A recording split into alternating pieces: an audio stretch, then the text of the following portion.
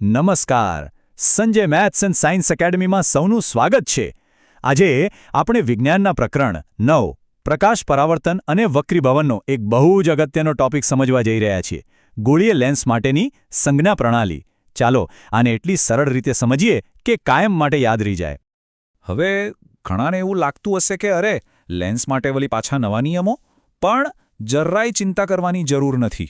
જો અરીસાના નિયમો યાદ હોય ને તો સમજો કે અડધું કામ તો પતી જ ગયું છે. આ તો બસ એના જેવું જ છે, એકદમ સહેલું. તો પછી અરીસા અને લેન્સના નિયમોમાં એવો તે શું મોટો તફાવત છે? ચાલો આપણે બસ એક જ મુખ્ય ફેરફાર પર ધ્યાન આપીએ જે આખા વિષયને એકદમ સ્પષ્ટ કરી દેશે. યાદ છે, અરીસામાં આપણે બધું જ માપ ક્યાંથી લેતા હતા? એના ધ્રુવ એટલે કે પીથી, બરાબર?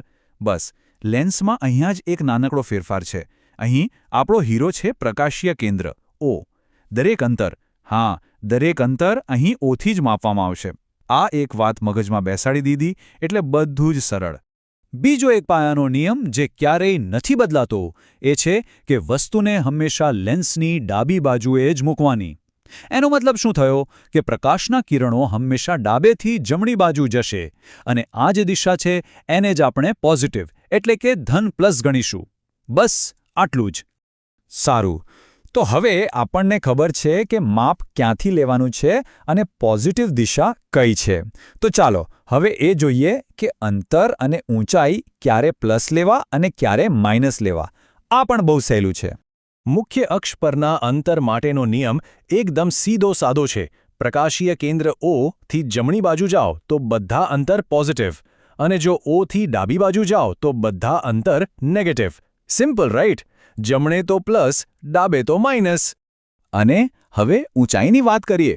જો મુખ્ય અક્ષથી ઉપરની તરફ માપીએ, જેમ કે સીધી રાખેલી વસ્તુની ઊંચાઈ, તો એ હંમેશા પોઝિટિવ પ્લસ હશે.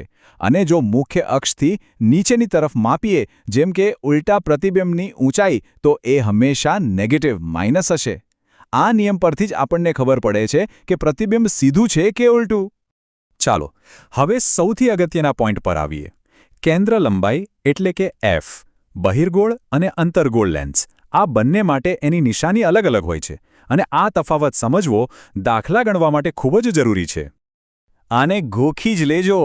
બહિર્ગોળ લેન્સ જે કિરણોને ભેગા કરે છે એની કેન્દ્ર લંબાઈ હંમેશા પોઝિટિવ પ્લસ જ હોય, અને અંતર્ગોળ લેન્સ જે કિરણોને ફેલાવી દે છે એની કેન્દ્ર લંબાઈ હંમેશા નેગેટિવ માઇનસ જ હોય. બસ બહિર્ગોળ એટલે પોઝિટિવ, અંતર્ગોળ એટલે નેગેટિવ. અને હા, હવે એક એવી ટીપ જે આપણું કામ એકદમ સરળ બનાવી દેશે.